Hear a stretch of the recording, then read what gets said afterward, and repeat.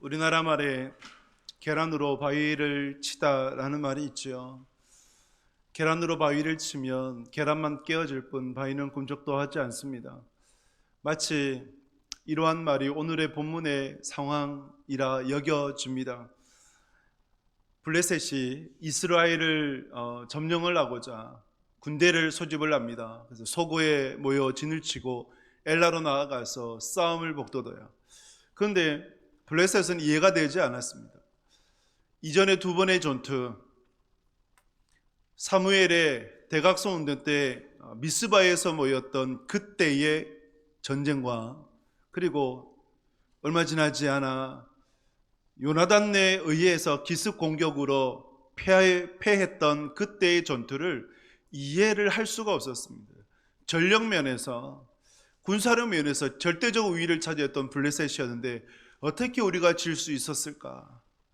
심기일전을 해서 이번엔 반드시 승리하리라, 이스라엘을 점령하리라 라고 하는 각오를 다지며 전쟁을 준비를 합니다. 그 중에 블레셋이 자랑하는 장수 한 명을 내세우게 되었어요.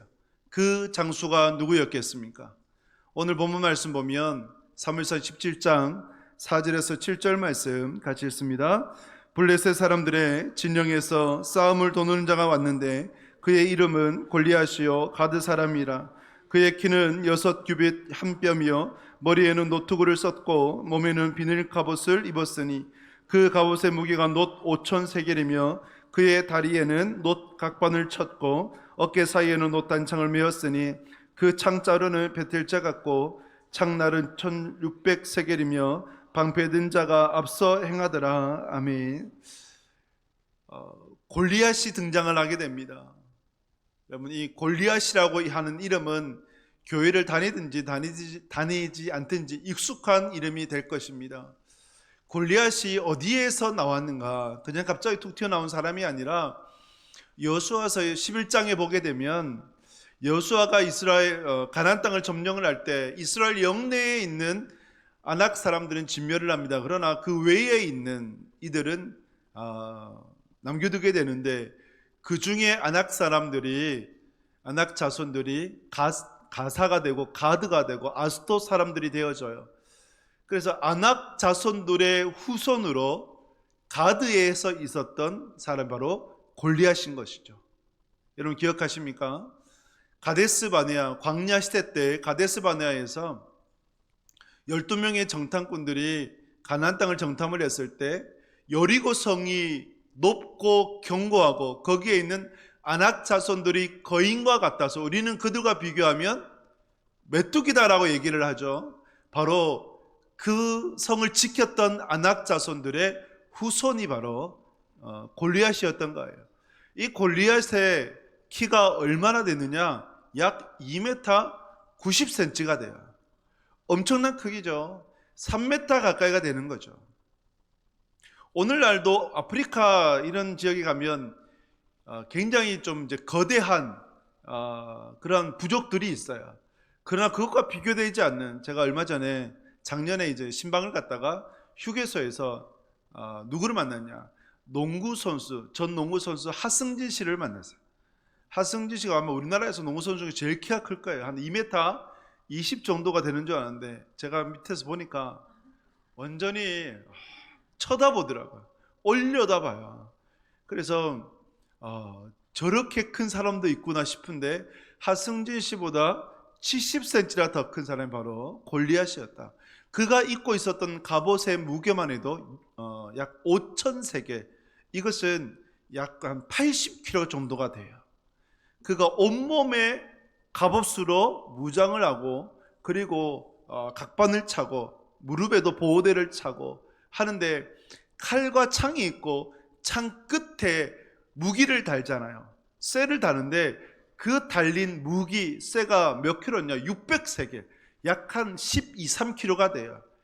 창 끝에 있는 무기만 10몇 킬로다 할 정도가 되면 여러분 그 거구가 그 창을 들고 내리친다고 생각해 보세요. 막을 수 있는 방패가 있을까요? 어떠한 방패든지 다 뚫을 거예요. 그러한 골리앗이 등장을 하게 됩니다. 이 골리앗이 엘라 골짜기에 나와서 이스라엘과 그리고 하나님의 이름을 모욕을 하는데 어느 누구 하나 맞서 싸울 생각을 하지를 못했습니다. 골리앗과 제일 맞설 수 있는 사람이 누구였을까요? 사울 왕이 아니었을까? 사울 왕이 다른 사람보다 머리 하나 정도 있는 키였다고 하지 않습니까? 보통 평균 키를 한 1m 75로 잡으면 사울은 그래도 1m 한 90 정도는 되지 않았을까? 그런데 이 사울 왕조차도 골리앗과 맞서 싸울 생각을 하지 못했어요. 용기를 내지 못했습니다. 그냥 회피할 뿐이고 주저앉아 있을 뿐이었어요. 이러한 상황은 성경에서 곳곳에 등장을 해요. 이 말씀 좀 후에 보게 되면 히스기야 왕 때에 아수르 왕 사네립이 18만 5천의 대군을 이끌고 예루살렘을 둘러싸버려요. 에워싸버려요. 그때 사네립이 어떻게 여러분 남유다 예루살렘을 공격을 합니까? 처음에는요 모욕을 해요. 너희가 믿는 여호와 하나님이 있다 할지라도 그 여호와 하나님은 너희를 구원하지 못한다. 우리의 신이 진짜 신이라 하면서 하나님의 이름을 모욕하고 이스라엘 군대를 모욕을 해요. 이러한 일들이 성경에서 곳곳에 있어요. 여러분 골리앗이 이스라엘을 모욕을 하는데 만군의 여호와의 이름을 모욕을 하는데 며칠 동안 이루어졌느냐? 40일 동안 이루어졌어요. 40일 동안 아침 저녁으로 엘라 골짜기에 나와서 소리를 치는데 그것을 듣고 있었던 사울 왕을 비롯한 이스라엘 병사들은 어떤 마음이었을까요? 전의를 다 상실하겠죠. 싸울 엄두를 내지를 못하는 거예요. 근데 여러분 40일이라는 시간은 특별한 시간입니다. 어떤 시간일까요? 하나님의 준비의 시간이에요. 노아의 방주 때에 하나님께서 며칠 동안 비를 쏟아 부으셨어요. 40일이었어요. 모세가 애굽인을 쳐서 죽이고 미디안 광야로 도망쳤죠. 몇 년 동안 미디안 광야에서 훈련을 받았습니까? 40년을 훈련을 받았어요. 예수님께서 사역하시기 전 금식 기도를 하셨습니다. 몇 년 동안요? 며칠 동안 금식하셨어요? 40일을 금식 기도하셨어요. 이 40일이라는 시간, 40일이라는 시간은 하나님께서 준비하시는 시간이다. 그렇다면 누구를 준비하셨을까요? 오늘 본문 가운데 사무엘상 17장 23절 말씀 같이 읽겠습니다. 그들과 함께 말할 때에 마침 블레셋 사람 싸움 도두는 가드 사람 골리앗이란 자가 그 전열에서 나와서 전과 같은 말을 하며 다윗이 들으니라. 아멘. 다윗이 아버지 이새의 말씀을 따라서 전장으로 나왔어요. 이 곡식을 갖고 또 전쟁의 장군에게 줄 치즈 10덩어리 이 뇌물을 갖고 가서 다 나눠주고 형들이 잘 있는가 없는가 살펴보고 와라 라고 얘기를 합니다. 여러분 왜 이 위험한 전장에 하필이면 다윗을 보내었을까요? 이새는 아버지는 첫째, 둘째, 셋째가 지금 전장에 나가 있으니까 넷째도 있고 다섯째, 여섯째, 일곱째도 있어요. 다윗이 8번째 아들이었거든요. 그런데 왜 막내 아들 이 위험한 무시했던 자기 아들조차도 여기지 않았던 이 막내 다윗을 전장에 보내었을까? 이새는 알았던 거예요. 다른 아들들보다 다윗은 아버지의 말씀이라면 반드시 순종한다. 어떤 어려움이 있더라도 그 명령을 따라서 수행하고 돌아온다는 것을 이 아버지 이새는 알았던 거예요. 넷째부터 일곱째까지는 믿지를 못했던 것이죠. 아니나 다를까 다윗은 그 위험한 전장에도 불구하고 아버지 이새의 명령을 따라서 전장에 나가 형들의 생사 여부를 확인하고 안부를 확인하고 이렇게 돌아오려고 했던 것입니다. 아버지 이새의 그 계획이 결국은 하나님의 인도하심이었고 23절을 보면 성경에서는 이렇게 기록을 하죠. 마침이라고 말씀을 해요. 다윗이 전장에 마침 왔는데 그때 마침 골리앗이 나와서 이스라엘의 병사들을 군대를 모욕을 하고 만군의 여호와의 이름을 모욕하는 것을 마침 다윗이 들었다는 것이죠. 하나님께서 40일 동안 이 다윗을 준비를 하신 것입니다. 다윗이 다른 이들은 다 무서워서 벌벌 떨며 주저앉아서, 그때 다윗은 의로운 용기를 가지고 한 손에는 막대기를 들고 한 손에는 도파미를 들고 골리앗과 맞서 싸우게 됩니다. 누가 이겨요? 다윗이 이겼어요. 우리가 익히 잘 알고 있는 이 다윗과 골리앗의 전투, 다윗의 승리, 결국 하나님께서는 이 메시지를 통해 우리에게 무엇을 말씀하기를 원하실까요? 하나님께서 여러분들에게 무엇을 말씀하기를 원하실까요? 여러분, 누구에게나 골리앗과 같은 존재가 있습니다. 누구에게나 골리앗이 있어요. 맥스 루케더 목사님 믿음의 연습이라는 책에서 이렇게 이야기를 합니다.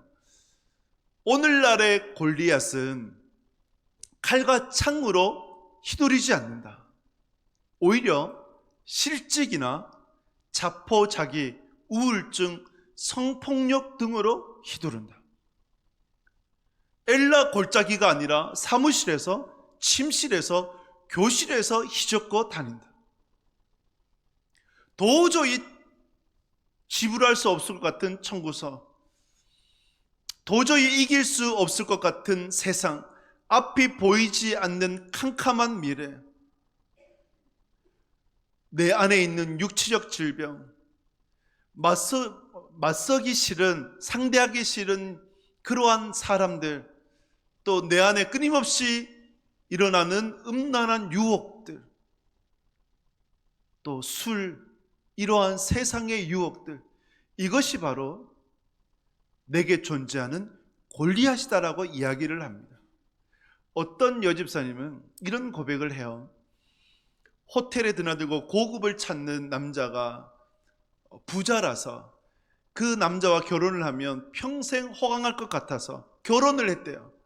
그런데 호강한 것은 3년이고 쫄딱 망해가지고 20년 동안 그 남편을 뒷바라지해준대. 그렇게 살았다.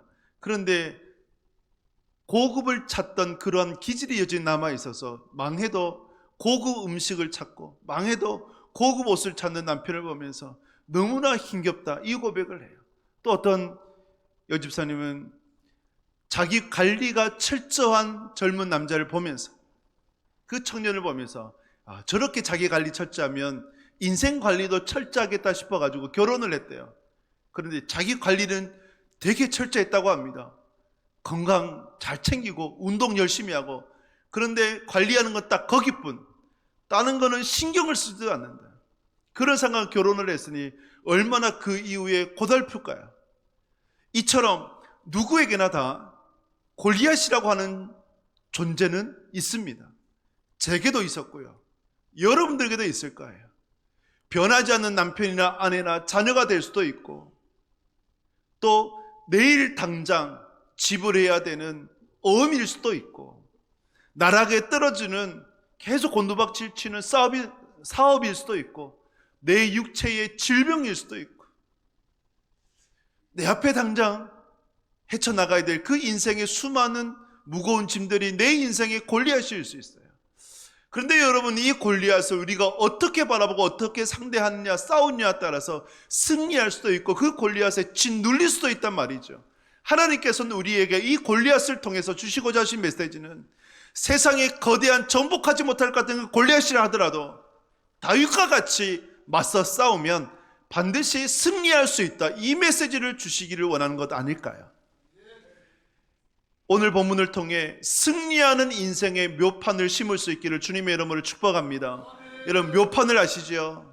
이맘때가 되면 비닐하우스에 묘판을 심지 않습니까? 그래서 밭으로, 논으로 옮기기 위해서 미리 종자를 가꾸는 것인데, 우리가 가꾸어야 될 신앙의 묘판이 무엇인지를 살피며 승리하는 하나님의 사람들이 꼭 되실 수 있기를 주님의 이름으로 축복합니다. 승리하는 인생의 묘판 무엇일까? 다윗을 통해서 찾아보면 사무엘상 17장 26절 말씀 같이 읽습니다. 다윗이 곁에 서 있는 사람들에게 말하이르되 이 블레셋 사람을 죽여 이스라엘의 치욕을 제거하는 사람에게는 어떠한 대우를 하겠느냐? 이 할례 받지 않는 백성 블레셋 사람이 누구이기에 살아계신 하나님의 군대를 모욕하겠느냐? 아멘. 저는 다윗이 부러워요. 무엇이 부럽느냐? 보는 것이 달랐어요. 그렇죠? 보는 눈이 달라요. 골리앗을 바라볼 때 사울 왕을 비롯한 모든 이스라엘의 병사들은 무엇을 바라보았습니까? 그의 외모를 바라봤죠. 거대한 키를 바라봤어요. 2m 90이나 되는 거대한 키.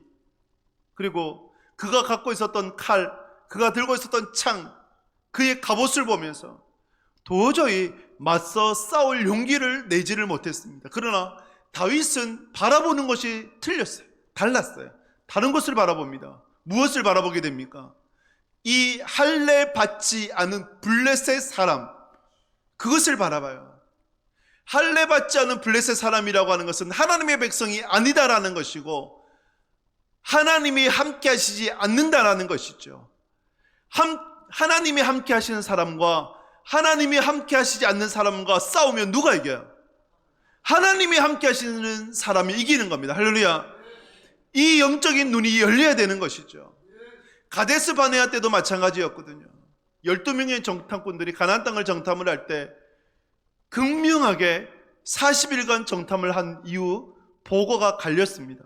10명의 정탐꾼들은 그 땅이 축복의 땅이고 젖과 꿀이는 땅이 맞습니다. 하지만 그 땅의 성은 높고 견고하고 그 성을 지키고 있는 아낙 자손들은 거인과 같아서 우리는 메뚜기입니다. 싸우면 우리는 죽고 우리의 처와 자녀들은 노예가 되고 조롱거리가 될 것입니다.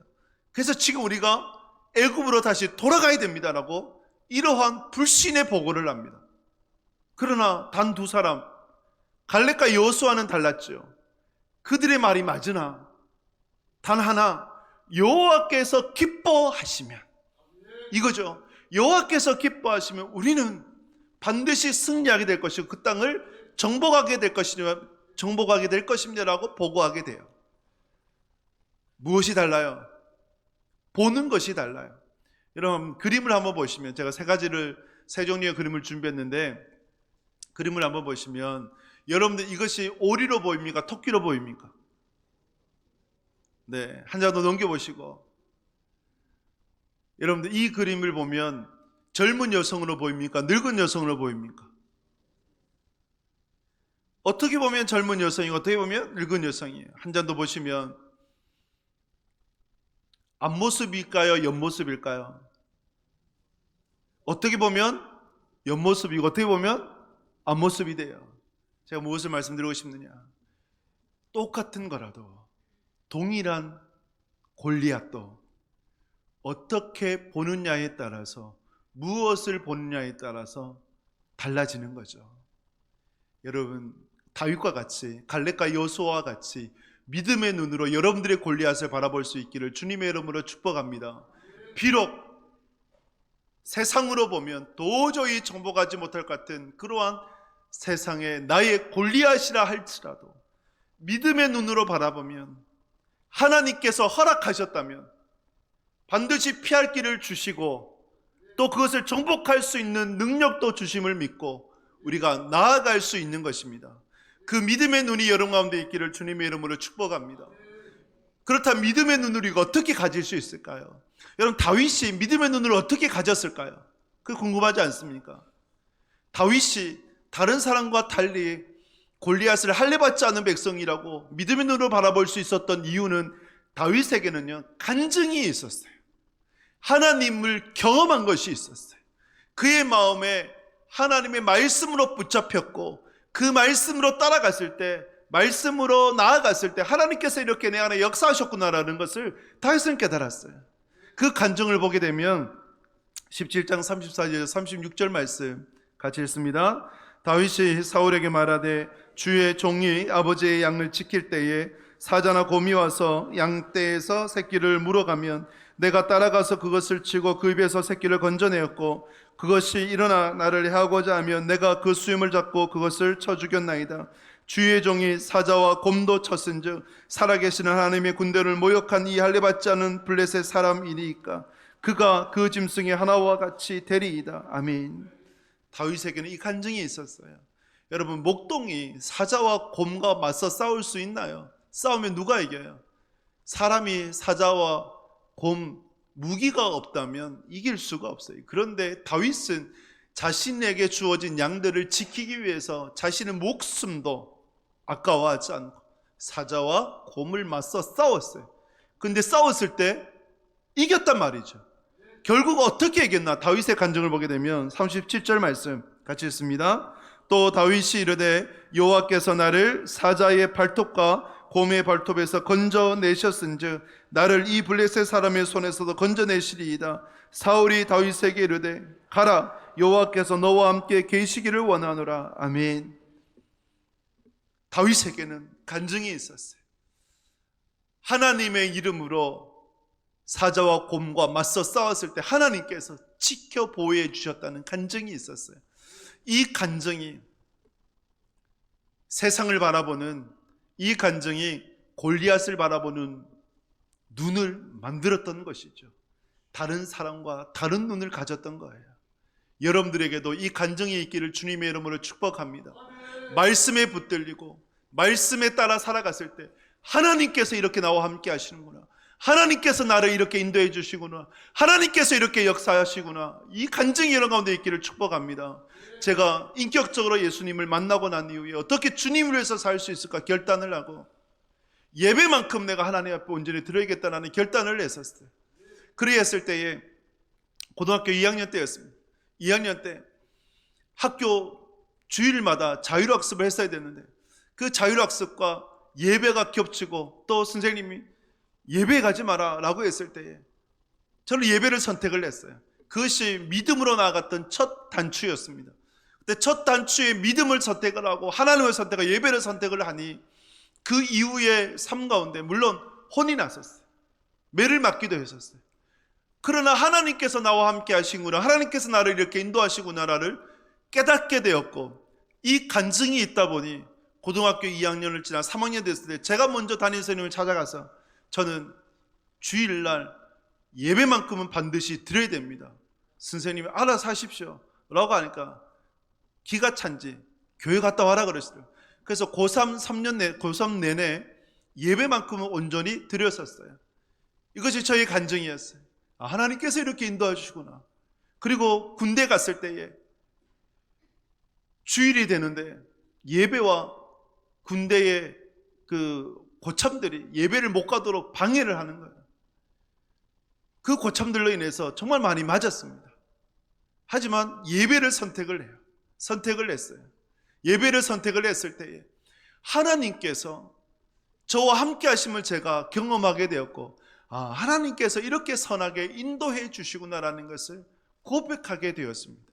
이 간증이 있다 보니 고등학교 2학년 때부터 가졌던 그 간증이 군대까지 나아갔던 것이죠. 어떠한 핍박이 있어도 예배만큼 내가 목숨을 걸어야겠다라는 것을 결심하게 되고 그것을 통해서 고백되는 삶을 살게 돼요. 그랬더니 하나님의 놀라운 은혜들을 경험하게 돼요. 여러분들 안에 이러한 하나님으로 말미암은 간증이 있으시길 주님의 이름으로 축복합니다. 이 간증이 있으면 여러분 세상을 바라보는 눈이 다르고요, 여러분들의 골리앗을 바라보는 눈이 달라지는 것입니다. 무엇을 바라보느냐가 중요합니다. 세상의 능력, 세상의 힘, 세상의 외모를 바라보는 것이 아니라 그 모든 것을 주관하고 계시는 여호와 하나님을 바라볼 수 있는 복된 믿음의 성도들 되실 수 있기를 주님의 이름으로 축복합니다. 이것이 다윗의 승리의 묘판이었습니다. 두 번째, 다윗이 승리할 수 있었던 이유를 보게 되면 17장 38절에서 40절 말씀 같이 읽습니다. 이에 사울이 자기 군복을 다윗에게 입히고 노투구를 그의 머리에 씌우고 또 그에게 갑옷을 입히매 다윗이 칼을 군복 위에 차고는 익숙하지 못하므로 시험적으로 걸어보다가 사울에게 말하되 익숙하지 못하니 이것을 입고 가지 못하겠나이다 하고 곧 벗고 손에 막대기를 가지고 시내에서 매끄러운 돌 5을 골라서 자기 목자에 재구고 주머니에 넣고 손에 물매를 가지고 블레셋 사람에게로 나아가니라. 아멘. 다윗의 간증이 사울 왕을 설득을 시켰습니다. 그래서 사울 왕이 자기의 군복을, 자기의 갑옷을 다윗에게 입혀줬어요. 여러분, 일반 병사가 갑옷이 있었겠습니까? 없지요. 그런데 왕의 갑옷을 다윗에게 준 거예요. 다윗에게는요, 가문의 영광 아니겠어요? 기념 촬영을 해서 자자손손 보여줘야 되는 것 아닐까요? 그런데 이 영광스러운 갑옷이 다윗에게는 맞지가 않았어요. 사울 왕은 보통 사람보다, 보통 어른들보다 키가 컸고, 다윗은 이때 15세였거든요. 소년이었는데 당연히 맞지 않죠. 투구를 쓰면 어떻게 될까요? 푹 눌러져가지고 앞도 보이지 않았을 거예요. 자기에게 맞지 않으니까 벗어버렸어요. 그리고는 한 손에 막대기를 들고 한 손에는 돌멩이를 들었어요. 그것으로 물맷돌을 만들었어요. 한 손에는 막대기, 한 손에는 물맷돌. 이 두 가지 무기를 갖고 골리앗에게로 나아가게 됩니다. 다윗이 들었던 한 손에는 막대기, 한 손에는 물맷돌, 이것이 뭘까요? 다윗에게 익숙한 무기죠. 우리가 세상의 골리앗을 맞서 싸울 때 무엇으로 맞서 싸워야 될까요? 내게 익숙한 무기여야 됩니다. 내게 잘 어울리는 옷을 입고 나가야 됩니다. 이미지를 한번 주시면, 제가 일부 예배 때 PPT를 썼던 건데, 여러분 어떠세요? 너무나 대조적이지 않습니까? 같은 옷인데 다른 느낌이에요. 사람은 자기에게 잘 어울리는 옷이 있어요. 다른 사람이 입은 옷이 아무리 좋아 보여도 내가 입으면 어울리지 않습니다. 여러분 많이 경험해 보시죠? 홈쇼핑에 모델이 입은 옷하고 그 옷을 내가 사 입으면 왜 저런 핏이 나오지 않지? 예, 실망할 때가 여러 번 있지 않습니까? 내게 잘 어울리는 옷이 있어요. 하나님은 여러분들에게만 딱 맞는, 마치 맞춤복 정장과 같은 그 옷을 여러분들에게 입혀 주셨습니다. 믿으세요? 입혀 주셨어요. 5달란트, 2달란트, 1달란트에 비유해서 주인이 어떤 종에게는 5, 어떤 종에게는 2, 어떤 종에게는 1달란트를 줬지요. 그 이유가 뭡니까? 각각 재능을 따라서, 그 종의 능력치를 따라, 재능을 따라 5달란트, 2달란트, 1달란트를 줬고, 그 달란트로 열심히 살기를 원했어요. 이 달란트는, 1달란트는 적어도 우리나라 돈으로 현재 가치로 80억 원이 됩니다. 아무리 적은 달란트를 하더라도 80억 원 이상의 통장에 넣어주셨다, 현금을 주셨다라는 거예요. 여러분들의 통장에 80억이 있다. 여러분 어떠세요? 충분히 살아갈 수 있는 미천이 되지 않습니까? 이것이 무슨 의미냐? 하나님께서 여러분들에게 이 땅에 능히 살아갈 수 있는 재능을 다 주셨다는 거예요. 여러분들에게만 맞는 옷이 있다는 거예요. 그래서 여러분, 다른 사람의 인생 부러워하지 마시고, 다른 사람이 입고 있는 옷을 부러워하지 마시고, 환경을 부러워하지 마시고, 하나님께서 내게 허락하여 주신 환경, 내게 입혀주신 옷에 감사하고, 그 익숙한 것을 통해서, 내게 잘 맞는 옷을 통해서 살아가 승리하는 여러분들이 되실 수 있기를 주님의 이름으로 축복합니다. 여러분들만의 능력이 있어요.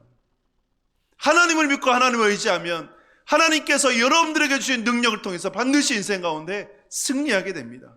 이것이 다윗이 승리할 수 있었던 이유가 됩니다. 마지막으로 다윗의 승리의 묘판을 보게 되면 45절 말씀 같이 읽습니다.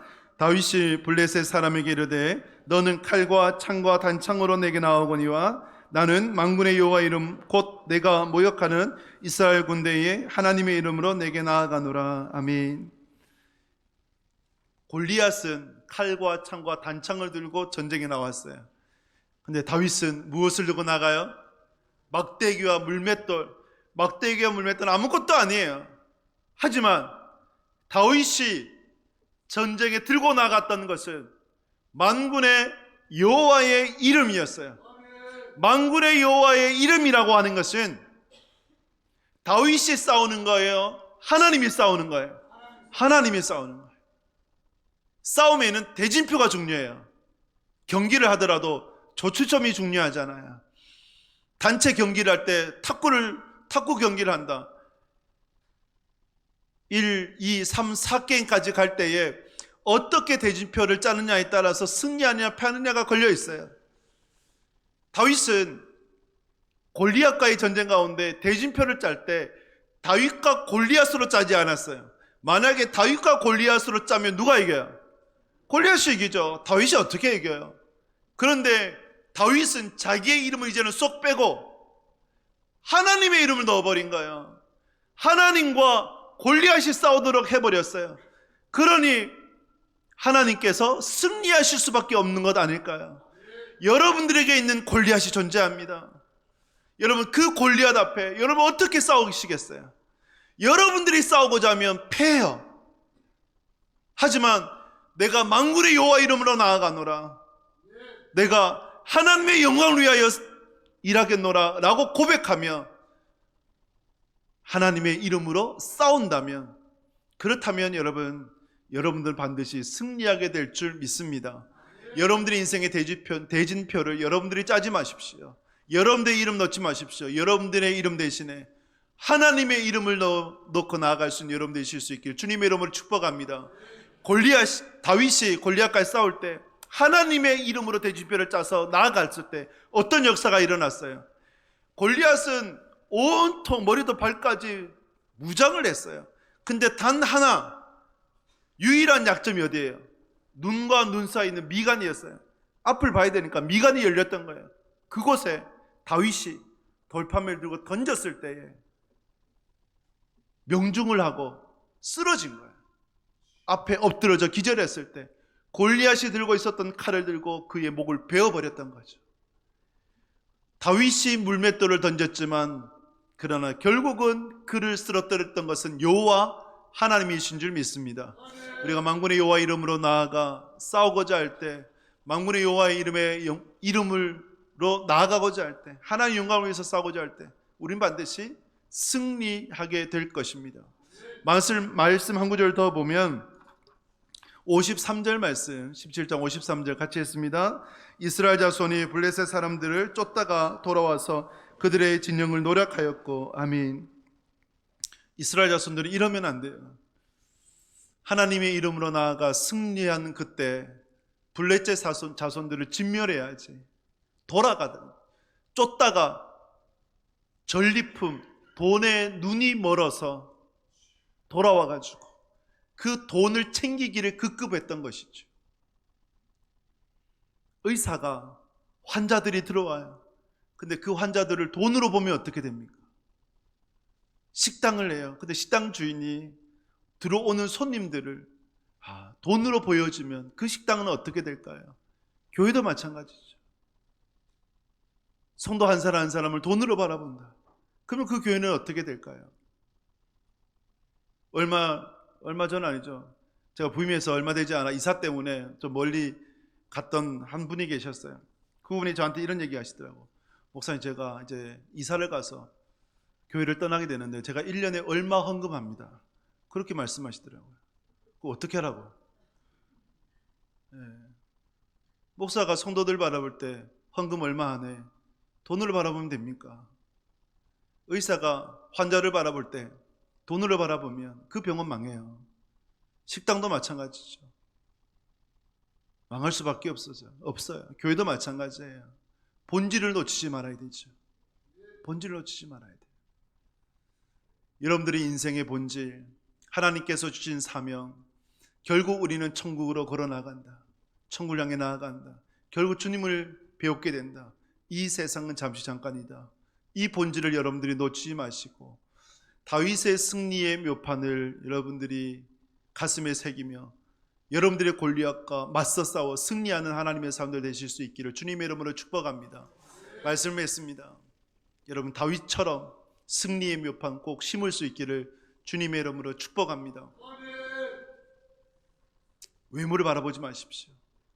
믿음의 눈으로 바라볼 수 있기를 소망하고, 그리고 다윗과 같이 익숙한 하나님께서 주신 재능을 따라 싸울 수 있기를 바라고 만군의 여호와의 이름으로 나아가 승리할 수 있기 바랍니다. 그러나 여러분 이거 꼭 기억하십시오. 세상에서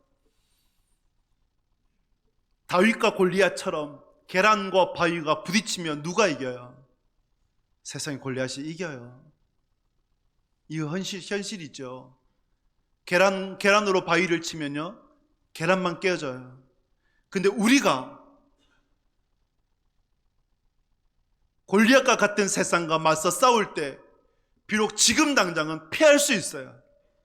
그러나 믿음으로 살아가고 하나님의 영광을 위해서 살아감으로 말미암아 세상 같은 골리앗에 맞서 싸운다는 그 자체가 승리 아닐까요? 그리고 결국 복음은 결국 교회는 승리하게 될 것입니다. 아무리 세상이 골리앗같이 되어져서 교회를 핍박하고 성도들을 핍박한다 하더라도 결국 하나님의 이름은 영광 받으실 테고 하나님의 이름으로 나아갈 때 승리하게 될 것입니다. 그 최종 승리가 어디에서 주어질까요? 천국에서 주어져요. 그래서 우리는 그 천국을 바라보면서 비록 지금 당장 눈앞에 승리하지 못한다 할지라도 하나님의 이름으로 하나님의 영광으로 하나님의 영광을 위해서 나아간다면 그것이 곧 승리다라는 것을 기억하고 여러분들 안에 진정한 승리의 삶을 살아갈 수 있기를 주님의 이름으로 축복합니다.